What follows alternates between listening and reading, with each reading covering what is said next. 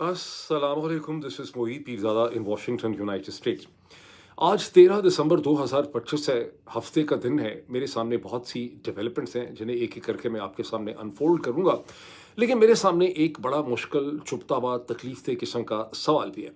और वो सवाल मैं आखिर में डिस्कस करूँगा और वो सवाल ये है कि जब मैं डेवलपमेंट्स को देखता हूँ गुज़िश्ता 24 घंटे की, ख़ास करके जब मैं देखता हूँ कि पाकिस्तान तहरीक-ए-इंसाफ़ पीटीआई की एक नई पॉलिटिकल कमेटी की तश्कील नौ हुई है, उसके हवाले से खुद पाकिस्तान तहरीक-ए-इंसाफ़ के बहुत से हलकों में जिस किस्म की बहस हो रही है, चहमगोइयाँ हो रही हैं, उसे देख के मेरे ज़हन में ये तकलीफ़देह मुश्किल सवाल उठता है कि क्या इमरान खान का जो ये सियासी फ़ैसला था कि मैं पाकिस्तान में रहकर गिरफ़्तार होना जो है, उसे कबूल करूँगा, अडयाला जेल में चला जाऊँगा, अटक जेल में चला जाऊँगा, लेकिन नवाज़ शरीफ की तरह पाकिस्तान से फ़रार इख्तियार नहीं करूँगा। और बहुत से जो पाकिस्तान के मतवस्त तबके के लोगों का ख़्याल है या इमरान खान के सपोर्टर्स का ख़्याल है कि अगर इमरान खान नवाज़ शरीफ की तरह पाकिस्तान से बाहर चले जाते, तो उनकी सियासत ख़त्म हो जाती और अडयाला जेल के अंदर 2 साल 4 महीने बैठ के इमरान खान ने पाकिस्तान के लोगों को सियासी शऊर दिया है, एक बहुत बड़ा ज़हनी इनकलाब उन्होंने पैदा किया है। तो अब तक की जो एविडेंस हमारे सामने आती है, उसके हिसाब से हम क्या फ़ैसला कर सकते हैं? ज्यूरी इज़ स्टिल आउट, अभी तो तारीख़ ने अपना फ़ैसला इस हवाले से करना है। लेकिन एक अल्टरनेट व्यू मैं आपके सामने रखने की कोशिश करूँगा, सवाल उठाने के लिए, ज़हनों पे लोगों को सोचने पे मजबूर करने के लिए, एक डिबेट के लिए। और मैं ये भी वाज़ेह कर दूँ कि इसका ताल्लुक इमरान खान से नहीं है ख़ालिस्तन। इमरान खान ज़ाहिर है इसमें एक कैरेक्टर हैं, वो इसमें एक हैंडल हमें प्रोवाइड करते हैं इस बहस और इस डिबेट के लिए। इसका ताल्लुक पाकिस्तानी कौम की, हम सब की सोच से है। जिस तरह से हम पाकिस्तान को देखते रहे हैं और गुज़िश्ता 4 साल में पाकिस्तान की और पाकिस्तान का दुनिया में क्या मुकाम है, उस हवाले से बहुत सी हकीकतें हमारे सामने आश्कार हुई हैं। तो ये सवाल का उससे ताल्लुक है, लेकिन ये सवाल जो है, इसको मैं आखिर में उठाऊँगा, इसलिए आप लोग जो लोग इस क्वेश्चन में इंटरेस्टेड हैं, वो इसको आखिर तक देखने की कोशिश करें। अब इससे पहले कि मैं डेवलपर्स की तरफ चलूँ कि मेरे पीछे जो जेली फिश आपको नज़र आ रही हैं, इससे बहुत से लोगों ने एतराज़ किया है कि वो इससे डिस्ट्रैक्ट होते हैं। अगर बहुत ज़्यादा लोग इससे डिस्ट्रैक्ट होते हैं, तो मैं इसे हटा दूँगा। मेरे हिसाब से जब मैंने ये जेली फिश का लैंप देखा, तो मैंने इसको अपने पीछे इसलिए रखा कि मुझे इसको देख के ये एहसास होता है कि पाकिस्तान की सिंबल है उस चीज़ का कि पाकिस्तान के लोग साँस लेने के लिए, अपनी आज़ादी के लिए जद्दोजहद कर रहे हैं। जिस तरह से जेली फिश ऊपर आती हैं सरफेस पे साँस लेने के लिए, इस तरह से पाकिस्तान के लोग साँस लेने के लिए जद्दोजहद कर रहे हैं आज़ादी के लिए। तो बहरहाल अगर ये सब लोगों को ही डिस्टर्ब करता है, तो मैं इसे अगले वीडियो में हटा दूँगा, इस पे भी अपने कमेंट्स कीजिएगा। अब आप में से तमाम लोग, मेरे ख़्याल शायद ही आप में से कोई ऐसा बचा होगा जिसने अब तक वो देखा ना हो सीन जहाँ शहबाज शरीफ साहब जो हैं, उन्होंने गेट क्रैशिंग की। ज़बरदस्ती वो उस कमरे में दाखिल हो गए जहाँ रूस के सदर व्लादिमीर पुतिन, तुर्की के सदर जनाब रजब तैयब एर्दोगान और तुर्कमेनिस्तान के प्रेसिडेंट की तुर्कमेनिस्तान के शहर अशकाबाद के अंदर जो मीटिंग हो रही है, इंटरनेशनल जो समिट हो रहा है, रीजनल जो मीटिंग हो रही है, उसका मैं ज़िक्र कर रहा हूँ। तो वहाँ पे शहबाज शरीफ साहब ने गेट क्रैशिंग की, उस कमरे में चले गए और शायद ही कोई ऐसा हो जिसको ना पता हो, क्योंकि कम से कम भी मेरा ख़्याल है 10 या 12 मेजर ट्विटर हैंडल्स जो मैंने देखे हैं, जिसमें लोगों ने वो वीडियो दिखाई है जिसमें शहबाज शरीफ साहब पहले 40-45 मिनट तक इस कमरे के बाहर बैठे बहुत ही बेसब्री के साथ अपनी उँगलियाँ जो है वो चबाते रहे या नाक में अपनी उँगलियाँ मारते रहे। फिर उन्होंने उस दरवाज़ा खोल के वो अंदर चले गए फ्रस्ट्रेशन में, जो कि सफारती आदाब के ख़िलाफ़ था। फिर उनको वहाँ पे 5 मिनट के बाद ही बताया गया कि भाई यहाँ पर एक मीटिंग हो रही है, आप बाद में जाएँ, आपसे बाद में मीटिंग होगी। और 5 या 6 या 7-8 मिनट के बाद, कुछ लोग कहते हैं 5, कुछ लोग कहते हैं 10, और ये सारे सोर्सेज़ जिन्होंने ये सब रिपोर्ट किया है, वो उसमें रूसी भी हैं, उसमें इंटरनेशनल भी हैं, उसमें वेस्टर्न भी हैं, उसमें हिंदुस्तानी भी हैं, तो पाकिस्तानी सोर्सेज़ खाली नहीं है। तो शहबाज शरीफ साहब जो है वो बड़े कहते हैं ना कि बड़े बेआबरू होके तेरे कूचे से हम निकले, वो उनका हशर हुआ। इस हवाले से ज़ाहिर है बहुत कमेंट हुआ है, लोगों ने शहबाज शरीफ साहब की बहुत क्लास ली है, बहुत से लोग उनके बचपन के हालात की तरफ चले गए हैं, उनकी जो नफ्सियाती एहसास महरूमियत है उसकी तरफ लोग चले गए। लेकिन जो एक पिवटल क्वेश्चन है जो उठना चाहिए था कि शहबाज शरीफ साहब इतने डेस्परेट क्यों थे कि मैं पुतिन के कमरे के अंदर चला जाऊं, वो सवाल लोगों ने नहीं उठाया, और वो सवाल बड़ा इंपॉर्टेंट है। ये खाली शहबाज शरीफ साहब का मसला नहीं है, ये पूरा का पूरा जो पोस्ट कॉलोनियल मॉडल है हमारा, पाकिस्तानी जहन है, ये उसका मसला है। शहबाज शरीफ साहब का तो मसला ये है कि उनकी हुकूमत like any other government in Pakistan, Pakistan में ज़्यादातर हुकूमतें इसी किस्म की हैं, लेकिन शहबाज शरीफ साहब की जो हुकूमत है उसके बहुत ही ज़्यादा बुरे हालात हैं। इस हुकूमत को किसी भी किस्म की इंटरनल सपोर्ट और तायद हासिल नहीं है। اس حکومت کی تمام جو لیجٹمیسی، قبولیت، اپروول ہے وہ ایکسٹرنل ورلڈ کی سپورٹ پہ ہے۔ اور پاکستان کے اندر اس حکومت نے ایک ایسا انفارمیشن ایکو سسٹم بنایا ہوا ہے، اسٹیٹ براڈ کاسٹر ریڈیو کی مدد سے، پی ٹی وی کی مدد سے، اور جو 30 ٹیلی ویژن چینل ہیں ان کی جو ویب سائٹس ہیں، یہ جو اخبارات ہیں، اور ان کے اندر جو 100 کومنٹیٹر بیٹھے ہوئے ہیں، 7 بجے والا اینکر، 8 بجے والا اینکر، 10 بجے والا اینکر، ان سب کی مدد سے ایک ایسا ماحول بنایا ہوا ہے جس میں مسلسل پاکستان کے لوگوں کو اس قسم کی باتیں سنائی جاتی ہیں، لوریاں سنائی جاتی ہیں کہ پاکستان نے مشرق وسطیٰ پہ سٹینڈ لے لیا ہے، فلسطین پہ سٹینڈ لے لیا ہے، پاکستان کا بندر جو ہے وہ چاند پہ جا رہا ہے فلاں کے چین کے سیارے کے یا سیٹلائٹ کے اندر بیٹھ کے، اور پاکستان جو ہے اس کے پائلٹس جو ہیں وہ جا کے پاکستان جو ہے وہ ارض مقدس کا دفاع کرے گا، یا مقامات مقدس جو ہیں سعودی عرب اس کا پاکستان دفاع کرے گا۔ پاکستان نے بڑی اسٹرانگ پوزیشن لے لی ہے، پاکستان فلاں چیز کا ممبر بن گیا ہے، پریزیڈنٹ ٹرمپ نے پاکستان کی تعریف میں اس قسم کے جملے بول دیے۔ تو یہ سارا کا سارا جو تائید اور سپورٹ ہے یہ پاکستان کی حکومت باہر سے ڈیرائیو کرتی ہے۔ انڈر دی سرکمسٹانسز شہباز شریف صاحب کی یہ بہت بڑی مجبوری ہے کہ وہ دنیا کے ہر لیڈر کے ساتھ ہاتھ ملاتے ہوئے، کھڑے ہوئے، مسکراتے ہوئے، یعنی کوئی ہینڈ شیک کرتے ہوئے جو ہے نظر آئیں۔ اس سے ان کے انفارمیشن ایکو سسٹم کو سپورٹ ملتی ہے۔ اسی وجہ سے وہ اتنے ڈیسپریٹ ہو گئے کہ وہ گیٹ کریش کر کے کمرے میں چلے گئے۔ اب شہباز شریف صاحب کے ساتھ، اگر شہباز شریف صاحب کے ساتھ جاتی یہ ہو گئی کہ شہباز شریف اور ان کا رجیم ابھی تک جو سوشل میڈیا کا امپیکٹ ہے اس کے ساتھ ایڈجسٹمنٹ نہیں کر سکا۔ اگر یہ سوشل میڈیا نہ ہوتا، ذرا امیجن کریں، شہباز شریف صاحب کا ایکو سسٹم پاکستان میں لوگوں کو بتاتا، بیکاز ایک تصویر شہباز شریف صاحب نے وہاں پہ حاصل کر لی ہے جو پی ٹی وی نے ایشو کی ہے، جو آپ کو ڈان اخبار کے اندر بھی مل جائے گی، جس پہ شہباز شریف صاحب اکیلے سنگل پرسن صوفے کے اوپر ایسے کر کے بہت ہی فاتحانہ طریقے سے بیٹھے ہیں۔ وہ تصویر بالکل آکورڈ قسم کی ہے، اور ان کے لیفٹ سائڈ پہ ایک 3 کا جو صوفہ ہے جس کے اوپر 2 لوگ بیٹھتے ہیں عموماً سفارتی آداب میں، اس میں 3 لوگ بہت ہی مشکل سے بیٹھے ہوئے ہیں۔ وہ 3 لوگ کون ہیں ذرا اندازہ لگائیں۔ وہ 3 لوگ ہیں روس کے صدر Vladimir Putin,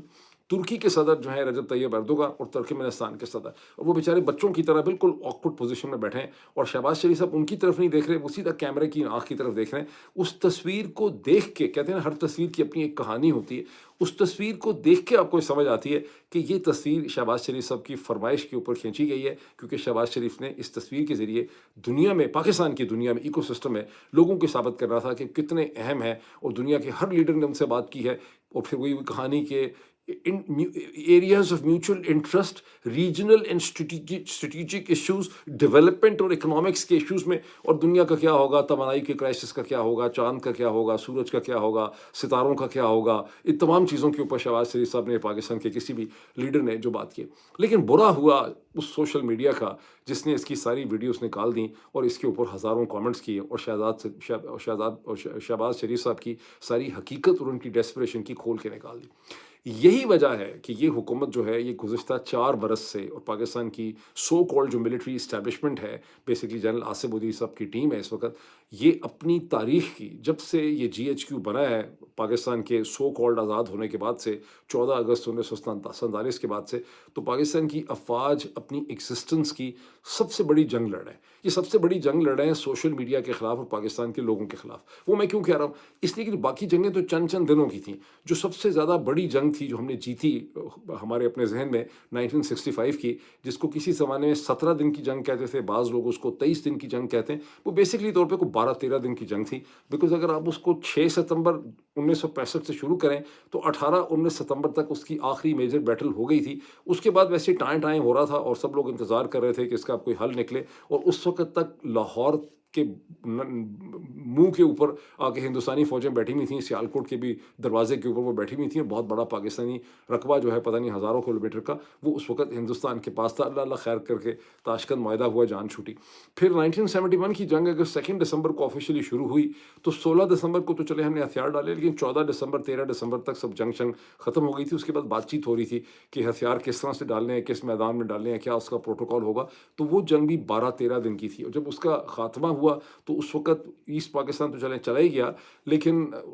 waste Pakistan, asset Pakistan کی 55,000 اسکوائر میل کا میرا خیال علاقہ تھا، لیکن 12,000 اسکوائر میل کا علاقہ تو ویسٹ پاکستان کا بھی ہندوستان کی فوجوں کے پاس تھا۔ تو ایک جنگ تو 12-13 دن کی تھی، دوسری بھی 12-13 دن کی تھی۔ یہ جو سوشل میڈیا کے خلاف اور ہمارے خلاف جنگ لڑ رہی ہے پاکستان کی فوج، یہ پاکستان کی فوج کی تاریخ کی سب سے بڑی جنگ ہے، جس میں 100 ارب سے زیادہ کا میرا خیال سرمایہ خرچ کر چکے ہیں، ہزاروں لوگوں کو انہوں نے نوکری دی ہوئی ہے، جو مسلسل لگے ہوئے ہیں ट्विटर के ऊपर, यूट्यूब के ऊपर इनका बयानिया बनाने के लिए।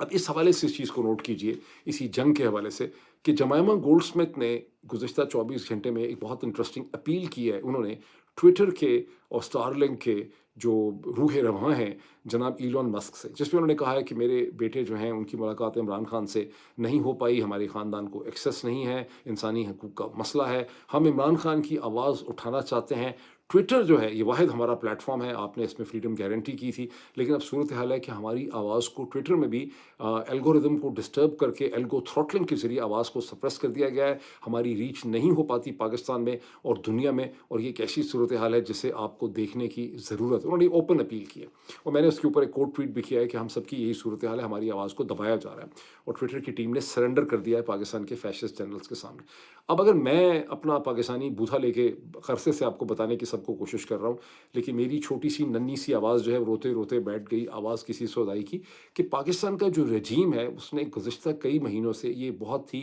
उसने एक प्रेशर डाल दिया है ट्विटर के ऊपर भी और यूट्यूब के ऊपर भी, और जिस तरह से वो उसको ट्रैफिक को कम करना चाहते हैं वो ट्रैफिक को कम करवा रहे हैं। लेकिन मैं चूँकि पाकिस्तानी हूँ, मैं ब्लॉन्ड नहीं हूँ, मेरी आँखें नीली नहीं हैं, मेरे बाल ब्लॉन्ड नहीं हैं, अगर होते भी तो आपने नहीं मानना था, तो इसे कहते हैं मेरी आवाज़ जो है वो लोगों को समझ नहीं आती। अब चूँकि जमाइमा गोल्डस्मिथ दुहाई दे रही हैं, गोल्डस्मिथ उनके साथ लगा हुआ है नाम में, तो उसको सारे पाकिस्तानी मैंने देखा है बहुत सीरियसली इस चीज़ को ले रहे हैं और दबादब धड़ाधड़ वहाँ पर वो अपने कमेंट्स भी कर रहे हैं। उन कमेंट्स के अंदर वो हज़ारों जीएचक्यू के बेचारे तनख्वाहदार लोग भी शामिल हैं, कम से कम सैकड़ों, जो वहाँ पे ये लिख रहे हैं कि फ्रीडम ऑफ एक्सप्रेशन होना चाहिए, लेकिन फ्रीडम ऑफ एक्सप्रेशन जो है वो रिस्पॉन्सिबल बाउंड्रीज़ के अंदर होना चाहिए। ये जीएचक्यू का पेट इसे कहते हैं आर्गुमेंट है, जो पूरी दुनिया को उन्होंने बेचा है, और इस आर्गुमेंट में ये है कि आवाज़ जो है सारे के सारे जो पाकिस्तानी हैं उनको उस तरह से सोचना चाहिए जिस तरह से गैरिजन्स में बैठे हुए सेकंड लिeutenant, लांस नायक और मेजर या कैप्टन सोचते हैं, और जिस तरह से उनकी बड़ी नेक ख्वाहिशात होती हैं पाकिस्तान के army chief general Asim Munir की तरफ, इसी तरह से हर पाकिस्तानी की भी उसी किस्म की रिस्पेक्टफुल किस्म की अप्रोच होनी चाहिए जनरल आसिम मुनीर की तरफ। इस आर्गुमेंट का जो सबसे बड़ा फ्लॉ है कि अगर आपको मसला है मोईद पीरज़ादा के साथ, शहबाज गिल के साथ, इमरान रियाज के साथ, हैदर मेहदी के साथ, आदिल राजा के साथ, डॉक्टर बैरिस्टर शहजाद अकबर के साथ और तमाम लोगों के साथ जिनके नाम मुझे इस वक्त याद नहीं, तो भाई आप के पास तो बेतहाशा ज़राए हैं, ये जो आपके हज़ारों लोग हैं, आप पॉइंट वाइज बताएं कि मोईद पीरज़ादा ने ये भी गलत कहा, ये भी गलत कहा, ये भी गलत कहा, इसके आर्गुमेंट की ये कमज़ोरी है, ताकि लोग देख सकें दूध का दूध और पानी का पानी हो जाए। लेकिन आपको तो हमारी जब आप बात पसंद नहीं आती, आप एक और इसे कहते हैं मैसेज भेजते हैं ट्विटर को, मुझे पता नहीं सैकड़ों हर महीने मुझे दर्जनों मतलब ईमेलें मिलती है ट्विटर की तरफ से कि ये भी गलत आपने किया, ये भी गलत किया, गवर्नमेंट ऑफ पाकिस्तान कह रही है, पीटीए ने ये कंप्लेन की है, और हर दफ़ा आप एक नया मुकदमा खड़ा कर देते हैं हमारे ऊपर। हालांकि बेसिक लॉजिक क्या है, इस लॉजिक को समझे जिसको दबाने की कोशिश की जा रही है।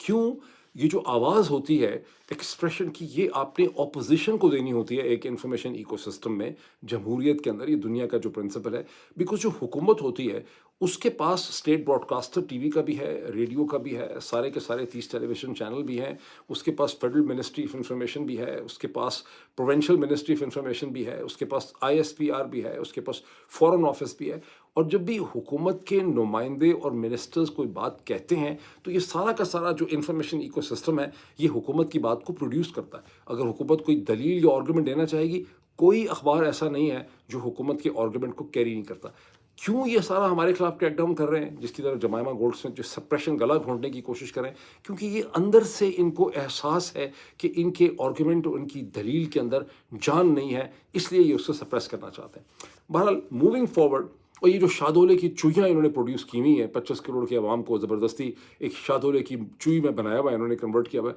वो ज़ाहिर है कि अगर जब हमारी आवाज़ें इनके इकोसिस्टम को डिस्टर्ब करती हैं। मूविंग फॉरवर्ड, अक़वाम मुत्तहिदा की जो स्पेशल रेपर्टोयर हैं फॉर टॉर्चर, जो United nation human right working group का ही एक तरह से हिस्सा है, वैसे ये इंडिपेंडेंट होते हैं सारे रेपर्टोयर और इनको कोई सैलरी भी नहीं मिलती, उसमें एलिस जिल एडवर्ड्स जो हैं उन्होंने एडवाइजरी इशू की है गवर्नमेंट ऑफ पाकिस्तान को, जो कि डिमांड किया है कि इमरान खान की जो सॉलिटरी कन्फाइनमेंट है उसको फिल फोर ख़त्म किया जाए। इस मैसेज में जो बड़ा स्टर्न मैसेज है जो गवर्नमेंट ऑफ पाकिस्तान को दिया है, इसके अंदर तमाम तफसीलात दी गई हैं कि रिपोर्टेडली हमारी इन्फॉर्मेशन ये है कि इमरान खान को कई महीनों से बतावातर उनको सॉलिटरी कन्फाइनमेंट में रखा जाता है, उनको एक छोटे से गंदे बदबूदार सेल में रखा है जिसमें तोफ़न है, सैनिटेशन नहीं है, जिसमें टॉयलेट की गंदी हवा उसमें उड़ती है, उसमें बदबू पैदा होती है, है, उसमें अंदर कीड़े हैं, उसके अंदर कोई टेम्परेचर कंट्रोल मैकेनिज़्म नहीं है, उनको 23-23 घंटे तक अपने छोटे से सेल से बाहर नहीं निकलने दिया जाता, उनको बाकी सब लोगों के साथ मज़हबी रसूमात यानी कम्युनल प्रेयर्स करने की इजाज़त भी नहीं मिलती,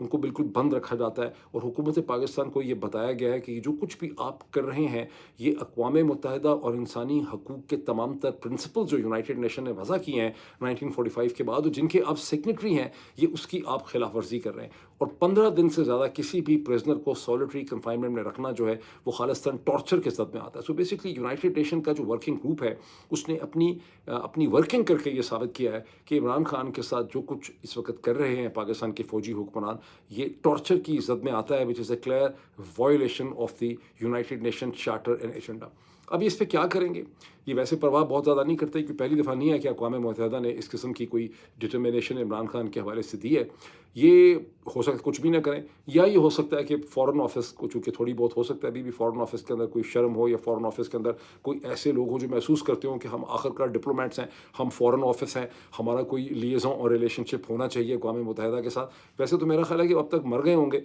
बहुत ज़्यादा, जिस तरह स्प्रे करने के बाद मक्खियाँ और मच्छर मर जाते हैं। लेकिन जो अगर कोई रह गए हैं तो हो सकता है इनको मजबूर करें कि आप इमरान खान की मीटिंग्स करवा दें और इमरान खान की सॉलिटरी कन्फाइनमेंट को आप बंद करें। अब आपके ज़हन में एक क्वेश्चन उठना चाहिए कि जिस किस्म की आवाज़ जो है वो बार बार अक़वाम मुत्तहिदा से उठती है, इस किस्म की आवाज़ वाशिंगटन से, इस किस्म की आवाज़ अमेरिका की हुकूमत से, बरतानिया की हुकूमत से, यूरोपियन यूनियन की हुकूमतों से ऐसी आवाज़ जो है वो क्यों नहीं उठती? उनके तो हालात ये हैं कि उन्होंने पाकिस्तान का जो इलेक्शन का सर्वे था, जो उसका जो भेजे थे उन्होंने, जो मॉनिटर थे कॉमनवेल्थ सेक्रेटेरिएट के और यूरोपियन यूनियन के, उनको 1 साल तक छुपा के रख लिया, तो इतना ज़्यादा फ़र्क क्यों? मैं बड़ा इंटरेस्टिंग आपको किस्सा सुनाता हूँ, किस्सा नहीं है बल्कि एक रेफरेंस है कि 2002 में मुझे कुछ महीने अक़वाम मुत्तहिदा के यूएनडीपी यूएन वन प्लाज़ा के अंदर काम करने का मौका मिला एज एन एक्सटर्नल कंसल्टेंट, जो मैं यूनाइटेड नेशन की बड़ी इंपॉर्टेंट उस वक्त की किताब और रिपोर्ट छप रही थी, जिसको अगर अभी गूगल में आप सर्च करें तो आपको मिल जाएगी। That was like global trade making global trade और making trade work for people. और इसको लीड कर रहे थे कमल मल्होत्रा, जो ग्लोबल इंक्लूसिवनेस के हेड थे, सीनियर एडवाइज़र थे यूनाइटेड नेशन स्ट्रोक यूएनडीपी के। मैं भी एक एक्सटर्नल कंसल्टेंट की हैसियत से मैंने इस किताब के अंदर 2 चैप्टर्स, एक ट्रेड फैसिलिटेशन पे, एक एंटी डंपिंग पे मैंने इसमें लिखा। तो मुझे सुबह के 8-9 बजे से लेकर रात के 2-2 बजे तक मैं वहाँ पे होता था। यूएन प्लाज़ा के अंदर आप न्यूयॉर्क में से जब एंटर करते हैं और वहाँ पे आप होते हैं और वहाँ लोगों से बात करते हैं और उसके कैफेटेरिया में जाते हैं, तो आपको ऐसा लगता है कि उसकी बिल्डिंग के बाहर अक़वाम मुत्तहिदा के तो अमेरिका होगा या अमेरिका है, लेकिन अक़वाम मुत्तहिदा के अंदर एंटी अमेरिकन फीलिंग पाई जाती है, एंटी इंपीरियलिस्ट किस्म की। उसकी वजह है कि अक़वाम मुत्तहिदा के अंदर लोग भरे पड़े हैं, लातीनी अमेरिका से, अफ्रीका से, हिंदुस्तान से, पूरी दुनिया से लोग हैं। और उसमें अगर कोई गोरे अंग्रेज़ या अमेरिकन हैं, उनके भी उसी किस्म के व्यूज़ हैं, सारे लेफ्ट ऑफ द सेंटर किस्म की उनकी फीलिंग है। तो अक़वाम मुत्तहिदा के अंदर बड़ी एंटी इंपीरियलिस्ट किस्म की फीलिंग जो है पाई जाती है। यही वजह है कि अक़वाम मुत्तहिदा से मसलसल ये तीसरी या चौथी दफ़ा है कि इमरान खान के लिए आवाज़ उठी है, लेकिन इस किस्म की स्ट्रॉन्ग ऑब्जेक्टिव मंतकी आवाज़ जो है वो आपको बरतानिया से नज़र नहीं आ रही, यूरोपियन यूनियन से नज़र नहीं आ रही, जहाँ से आनी चाहिए थी। शर्म की बात है कि वहाँ से नज़र नहीं आ रही, और आपको वाशिंगटन से नज़र नहीं आ रही। अब चूँकि अक़वाम मुत्तहिदा का ज़िक्र हो ही गया, तो मैं थोड़ा-सा आपको ये बता दूँ कि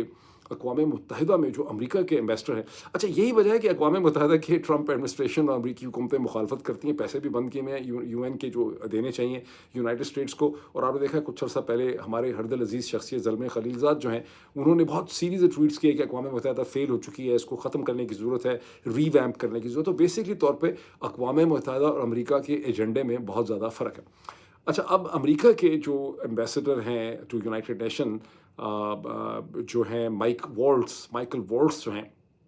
वो एक मशरिक़ वस्ता के तूफ़ानी दौरे पे थे। इज़राइल गए, लेबनान गए, सीरिया गए, बहुत सी जगहों पे गए, इजिप्ट के बॉर्डर पे पहुँचे, सब कुछ किया। देखने के लिए गए थे कि जो पीस अरेंजमेंट्स हैं, जो 17 नवंबर को जो एग्रीमेंट हुआ है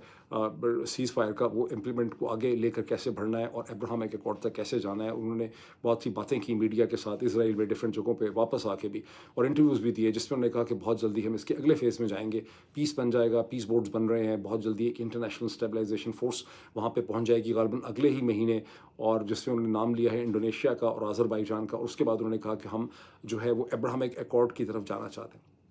लेकिन सवालों जवाब में माइक वॉल्ट्ज़ ने ये बात वाज़ेह कर दी कि जो इंटरनेशनल स्टेबलाइजेशन फ़ोर्स है اس کا مینڈیٹ یہ ہے، اسے سیکیورٹی کونسل نے یہ مینڈیٹ دیا ہے کہ اس نے حماس کو ڈسارم کرنا ہے۔ دوسری جیسے حماس کہہ رہی ہے کہ ہم نے ڈسارم نہیں ہونا اور ہم نے کوئی ایسا کنکرنس ہم نے نہیں کیا ہوا۔ مسلم ممالک کی طرف سے اور اکارڈنگ ٹو ٹو یو ایس آفیشلز جو ان نیمڈ ہیں، انہوں نے روئٹر سے بات کرتے ہوئے کہا ہے کہ جو مسلم ممالک ہیں انکلوڈنگ انڈونیشیا، آذربائیجان، باقی سارے ترکی شرکی، یہ کہہ رہے ہیں کہ مسلم فورسز جو جائیں گی وہ حماس کو ڈسارم نہیں کریں گی، وہ ریکنسٹرکشن میں مدد کریں گی، ہیلتھ میں مدد کریں گی اور چیزوں میں مدد کریں گی۔ اور پاکستان کے حوالے سے یہ ہے کہ پاکستان نے ابھی تک اس حوالے سے کوئی فیصلہ جو ہے وہ نہیں کیا۔ اللہ کرے پاکستان نہ کرے، بیکاز میرا انالیسس یہ ہے کہ یہ جو بھی اسلامک مسلم انٹرنیشنل اسٹیبلائزیشن فورس ہوگی، اس کا الٹیمیٹلی تہس پٹیس ہوگی حماس کے ساتھ، اور اس کا ایکسکیوز یہ بن جائے گا کہ دہشت گردوں نے القاعدہ کے ایلیمنٹ سے غزہ کے اندر انہوں نے حملہ کر دیا انٹرنیشنل اسٹیبلائزیشن فورس پہ۔ مجبوراً انٹرنیشنل اسٹیبلائزیشن فورس جواب دینا تو نہیں چاہتی تھی، جس طرح ایک دن پہلے آپ دیکھ رہے ہیں کہ وہ اختیار ولی خان کہہ رہے تھے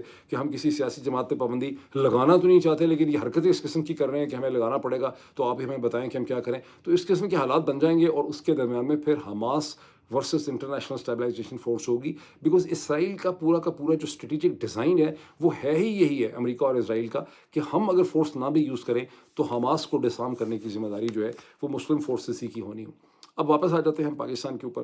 جہاں پر جو میں نے کور چیز کہی تھی جس کو دیکھ کے میرے ذہن میں یہ سوال اٹھا عمران خان کی حکمت عملی کے حوالے سے۔ پاکستان تحریک انصاف کی نئی پولیٹیکل کمیٹی جو ہے اس کو اعلان کر دیا گیا ہے، اور اس کے 23 ممبران ہیں، اور اس کو سائن کیے ہیں اس کے نوٹیفیکیشن پہ سلمان اخن راجہ صاحب نے اور شمیم فردوس نقوی صاحب نے، اور جو سینٹرل سیکریٹریٹ ہے وہاں سے اس کو ایشو کیا گیا۔ چند دن پہلے ہمیں یہ میسج ملا تھا کہ عمران خان نے کہا ہے کہ اس کو ریکنسٹیٹیوٹ کیا جائے، اور ساری کی ساری اس کی جو نامینیشنز ہیں وہ انہوں نے سلمان اخن راجہ پہ چھوڑ دی ہیں، لیکن اب ہمیں یہ بتایا گیا کہ اس میں بہت زیادہ مشاورت بھی ہوئی ہے۔ سلمان اخن راجہ نے خالی نہیں کی، اس پہ بہت سی مشاورت ہے، شاید علیمہ خان صاحبہ کا بھی بہت سا اس میں انپٹ ہے۔ اسد کیسر صاحب نے اس کی، بہت سے لوگوں نے اس کی وجوہات بتائی ہیں، لیکن اسد کیسر صاحب نے اس کی 2 پرنسپل وجوہات بتائی ہیں۔ انہوں نے کہا کہ ایک تو اس میں نئے جو ہمارے الائز ہیں ان کو لے کر آنا تھا، یعنی محمود خان اچکزئی صاحب کو جو نیشنل اسمبلی میں لیڈر ہوں گے اپوزیشن کے، اور راجہ ناصر عباس صاحب کو جو سینٹ میں ہوں گے، ان کو اس میں شامل کرنا تھا پولیٹیکل کمیٹی میں، ان کو شامل کیا گیا۔ اس کے علاوہ انہوں نے بڑی انٹرسٹنگ بات کی، انہوں نے کہا کہ 40 سے زیادہ ممبر تھے پولیٹیکل کمیٹی کے، اور اس میں سے چیزیں مسلسل لیک ہو جاتی تھیں، اس کا بڑا پتنگڑ جو ہے وہ بنتا تھا۔ اس کا رزلٹ کیا نکلا ہے کہ جتنے بھی سجاد برقی صاحب کو چھوڑ کے اب جتنی بھی باہر پاکستان تحریک انصاف کے دھڑے ہیں، ان میں صرف ایک ریپرزنٹیشن ہے سجاد برقی صاحب کی۔ ہیوسٹن میں ہوتے ہیں، ڈیلس میں ہوتے ہیں، بہت شریف آدمی ہیں، ہیوسٹن میں ہوتے ہیں، سوری غلط کہہ دیا میں نے، ٹیکسس میں، بہت شریف النفس شخص ہیں۔ لیکن ڈاکٹر شہباز گل کو، قاسم سوری صاحب کو، زلفی بخاری صاحب کو اس نئی کمیٹی سے باہر نکال دیا گیا۔ آپ کو یاد ہوگا کہ ڈاکٹر شہباز گل نے کئی دفعہ اس کے حوالے سے ویلاگ کیے تھے کہ مجھ پہ یہ الزام ہے، اور وہاں سے پاکستان سے مروت صاحب الزام لگاتے تھے، اور بہت سے لوگ الزام لگاتے تھے کہ چیزیں لیک ہو جاتی ہیں اور ڈاکٹر شہباز گل لیک کر رہے ہیں۔ ڈاکٹر شہباز گل کا کہنا تھا کہ وہ مجھے لیک کا کہہ رہے ہیں، میں نے کمیٹی کی میٹنگ سے اٹینڈ ہی نہیں کی، میں نے اٹینڈ کرنی ہی چھوڑ دی، آپ مجھے بے شک اس میں سے نکال دیں۔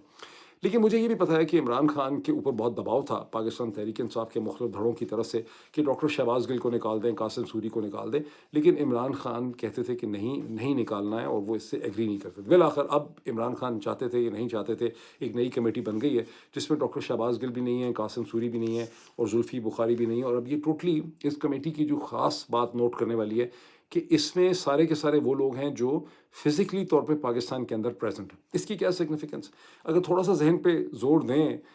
جب مروت صاحب جس زمانے میں ان کا توتی بولتا تھا اس وقت سے، تو آرگومنٹ یہ تھا کہ بھائی لوگ جو ہیں، جو عاصم منیر صاحب کی ٹیم ہے، ان کی ایک ڈیمانڈ یہ بھی تھی کہ یہ جو لوگ باہر بیٹھے ہوئے ہیں پاکستان سے، یہ در حقیقت ایک صلح نہیں ہونے دیتے، یہ پیس میڈیشن نہیں ہونے دیتے، یہ گند کرتے رہتے ہیں، ان کے ویسٹڈ انٹرسٹ ہیں۔ تو اگر پاکستان تحریک انصاف جو ہے اس کا صرف اور صرف فوکس جو ہے وہ پاکستان کے اندر ہونا چاہیے۔ تو اب ایک خالصاً پاکستان تحریک انصاف ہمارے سے وجود میں آ گئی ہے، اس کی پولیٹیکل کمیٹی۔ لیٹ سی کہ یہ معاملات کا کیا حل جو ہے وہ نکال سکتے ہیں۔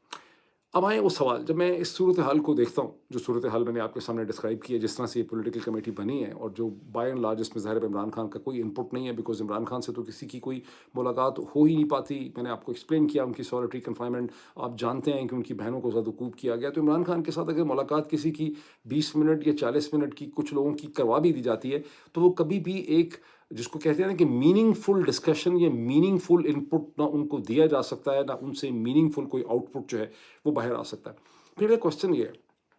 کہ what has Imran Khan gained in under the philosophy کہ میں پاکستان سے وڈرا نہیں کروں گا، میں پاکستان میں رہوں گا، میں جیل میں چلا جاؤں گا، اٹک میں ہوں یا ڈیالہ جیل میں ہوں۔ اب وہ 2 سال 4 مہینے سے جیل میں ہیں اور ان سے تمام کمیونیکیشن جنرل عاصم منیر کی ٹیم نے بند کر دی ہے۔ ان کی ساری کمیونیکیشن کو جنرل عاصم منیر کنٹرول کرتے ہیں۔ پوری پاکستان تحریک انصاف کی اسٹرگل یہ ہے کہ کس طرح عمران خان سے ملاقات ہو جائے، کہیں ان کو اڈیالہ جیل سے کہیں بلوچستان میں مچھ جیل میں کہیں اور شفٹ نہ کر دیں۔ تو یہ کویسچن تو ظاہر ہے اب بن جاتا ہے مائنڈ میں۔ اب اس میں جو آرگومنٹ ہے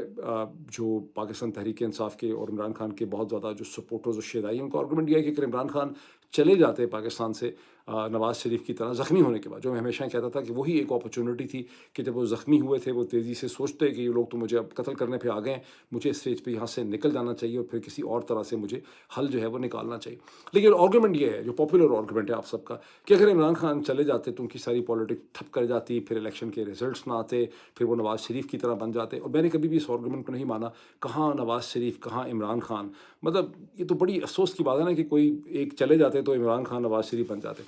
لیکن اگر وہ چلے جاتے تو ان کی ساری کی پالیٹکس ٹھپ ہو جاتی اور انہوں نے پاکستان کی قوم کو جگا دیا ہے۔ اب میرا آپ سے سوال ہے کہ آپ کو پاکستان کی قوم کتنی ایک جاگی اور بیدار قسم کی نظر آتی ہے؟ میں نے تو دیکھا کہ پہلگام کا جو حادثہ ہوا اور پاکستان کے، میں سمجھتا ہوں کہ 90% لوگوں نے اپنے آپ سے یہ سوال پوچھا ہی نہیں کہ یہ پہلگام کس نے کیا، کیوں کیا، اس کے کیا نتائج نکلے، اس سے کس کو فائدہ ہوا۔ یہ تو پاکستان میں یہ ڈیبیٹ ہوئی نہیں۔ تو اگر یہ قوم اتنی ہی بیدار اور اتنی ہی جاگی ہوئی اور اتنی شعوری ہوتی تو ان کے ذہن میں یہ کویسچن تو اٹھنا چاہیے تھا۔ اس طرح کی بہت سی ایگزامپل جو ہیں وہ دی جا سکتی ہیں۔ میں اس کا ایک الٹرنیٹ طریقہ اس کو دیکھتا ہوں۔ اگر عمران خان، میں یہ سمجھتا ہوں کہ پاکستان تحریک انصاف کے پاس اور پاکستان کے پاس عمران خان کی طرح کا کوئی لیڈر نہیں ہے جو دنیا کی آنکھ میں آنکھ ڈال کے بات کر سکے، جس میں اتنی سفیشینٹ انڈرسٹینڈنگ ہو کہ وہ لرن کر سکے۔ ہر انسان اپنے چیلنجز سے لرن کرتا ہے، ہمارا ذہن بند نہیں ہو جاتا 50 برس کی عمر میں، 60 برس کی عمر میں۔ جیسے جیسے نئے ایکسپیرینسز، چیلنجز، سرکمسٹانسز، مشکلات سے ہم سامنا کرتے ہیں تو پھر ہم سوچنے پہ مجبور ہوتے ہیں۔ تو پاکستان کے پاس ایک ہی لیڈر تھا جو اس سچویشن کے اوپر سوچ سکتا تھا۔ پاکستان تحریک انصاف کے رینک اینڈ فائل میں آپ نظر دہرائیں 4 سال میں کوئی ایسی لیڈرشپ نہیں ہے جو امریکہ میں کسی بھی سینسیبل سرکل سے، برطانیہ میں، یورپ میں کسی سے بات کر سکے اور ان کے سامنے اپنا پوائنٹ آف ویو رکھ سکے۔ اگر عمران خان برطانیہ میں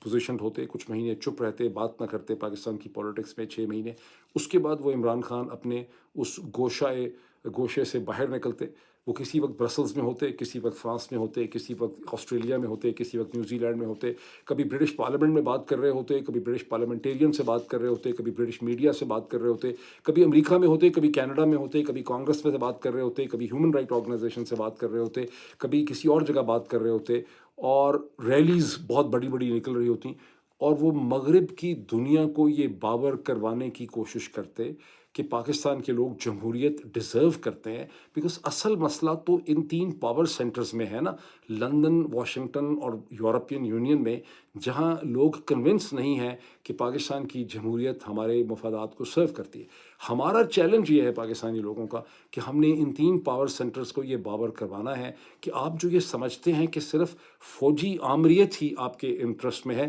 ہماری جمہوریت بھی آپ کے انٹرسٹ میں ہو سکتی ہے۔ ہم کوئی خطرناک لوگ نہیں ہیں، ہمارے اور آپ کے درمیان میں ایک مس انڈرسٹینڈنگ ایگزسٹ کرتی ہے۔ اب اگر کسی کا خیال ہے کہ ہم پاکستان میں نعرے مار کے مغرب کو شکست دے دیں گے تو میرا خیال ہے کہ گزشتہ 4 برس کے واقعات سے آپ کی طبیعت خاصی صاف ہو جانی چاہیے۔ میرے ذہن میں یہ آتا ہے کہ ہمیں مغرب کو کنونس کرنا ہے کہ بھائی آپ ہمارے ساتھ زیادتی کر رہے ہیں، ہم سویلائز لوگ ہیں، ہم جنگلی جانور نہیں ہیں، ہم خطرناک لوگ نہیں ہیں، اور اگر ہمارے بارے میں مس انڈرسٹینڈنگس پائی جاتی ہیں تو اس کو ہمیں ٹھیک کرنا ہے۔ میں سمجھتا ہوں ان مس انڈرسٹینڈنگس کو صرف عمران خان ٹھیک کر سکتے تھے، میں نہیں ٹھیک کر سکتا، ڈاکٹر شہباز گل ٹھیک نہیں کر سکتے، زلفی بخاری ٹھیک نہیں کر سکتے، سجاد برقی ٹھیک نہیں کر سکتے، امریکہ کے فزیشنز ٹھیک نہیں کر سکتے۔ ان چیزوں کو ٹھیک کرنے کے لیے عمران خان سے وہ وابستہ بھی ہیں بہت سی کنفیوژنز۔ جب اقوام متحدہ چلے گئے 2019 میں، وہاں بغیر لکھے ہوئے ایک تقریر کر دی، فارن آفس کی تقریر کرنی چاہیے تھی، پاکستان کی آڈینس کے پوائنٹ آف ویو سے بڑی زبردست تقریر تھی، لیکن جب انہوں نے اس میں یہ کہہ دیا کہ ہم کشمیر میں یہ ہو رہا ہے اور ہم اس کی خاطر لڑیں گے اور مریں گے اور ہم نیوکلیئر پاور ہیں اور آخری دم تک لڑیں گے، تو یہ کوئی بہت مناسب جملہ وہاں نہیں تھا۔ انہوں نے بڑی غلط فہمیاں اپنے بارے میں وہاں پہ پیدا کر دیں، اور بھی بہت سی انہوں نے پیدا کی۔ ان تمام چیزوں کو وہ ایکسپلین کر سکتے تھے، لیکن آج جنرل عاصم منیر کی ٹیم نے انہیں انکمیونیکاڈو کر کے رکھا ہوا ہے۔ دنیا کیا، پاکستان کے اندر بھی ان کی کوئی کمیونیکیشن نہیں ہے۔ تو یہ میں چاہتا ہوں کہ اس پہ اگر آپ لوگ سوچیں، بیکاز اس کا تعلق اب عمران خان سے نہیں ہے، اس کا تعلق آپ سب کی سوچ کے ساتھ ہے۔ I look forward to your comments. Thank you so much.